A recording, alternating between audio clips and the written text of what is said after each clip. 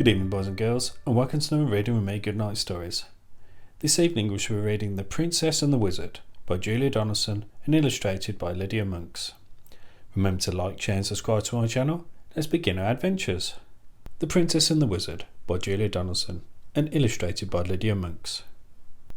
It was Princess Eliza's birthday.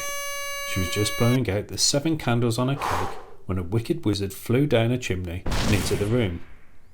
"Why didn't you invite me to your party?" he thundered. "Because wicked wizards like turning people to stone," replied Princess Eliza. "So they do," said the wizard, and with a flick of his bony fingers he turned the king and queen and all the party guests into stone. Then he laughed a horrible laugh and said to Princess Eliza, "They like capturing princesses too." Just then there was a whirring of wings and in through the window flew Princess's fairy godmother. She was late to the party. When she saw what had happened, she waved her wand and said, "The princess may try 7 times to escape by changing her colour and changing her shape." The wizard just laughed his horrible laugh and said, "Changing her colour and changing her shape will never help Princess Eliza escape." Then he snapped his bony fingers again and turned the fairy godmother to stone. The wizard whisked the princess up the chimney and carried her away to his tall, dark castle. He locked her into the cellar, where she cried herself to sleep. The next day was Monday. The wizard unlocked the cellar door. He was holding a big red book which contained all his magic. "This is your first chance to escape," he said. "I shall count to 100 and then I shall come find you." He opened his book, closed his eyes, and began to count. Princess Eliza ran outside. The moat of the castle shone blue under the blue sky. She jumped into the water and turned herself into a blue fish. 98, 99, 100.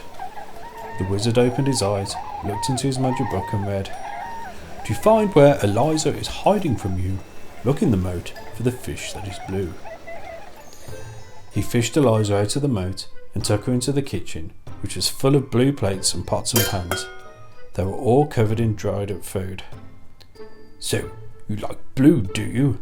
he said. "Then set to work and wash," and he locked her in.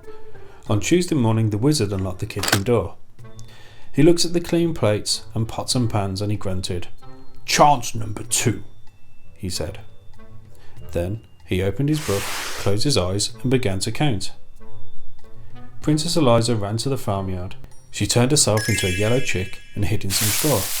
But the wizard read in his book, "The straw in the farmyard is yellow and thick. Princess Eliza disguised as a chick." He scooped up Eliza and took her to a cupboard which was full of yellow socks. They all had holes in them, made by his pointy toenails. "So, you like yellow, do you?" he said. "Then set to work and darn," and locked her in. On Wednesday morning the wizard unlocked the cupboard door, looked at the darned socks and grunted. "Chance number 3, he said.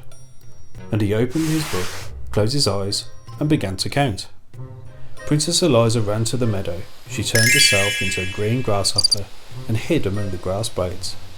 But the wizard read in his book, "The grasshopper princess is easily seen, chirping away in the meadow so green." He caught Eliza in a net and took her into his green bathroom. The bath, basin, walls and floor were covered in the wizard's slimy toothpaste. "So, you like green, do you?" he said. "Then set to work and wipe." And he locked her in. 3 more days went by. Each day the princess tried to escape. On Thursday she turned herself into an orange fox and hid in a pile of orange leaves. On Friday she turned herself into a purple butterfly and fluttered among some purple flowers. On Saturday she turned herself into a black cat and lurked in a black tunnel.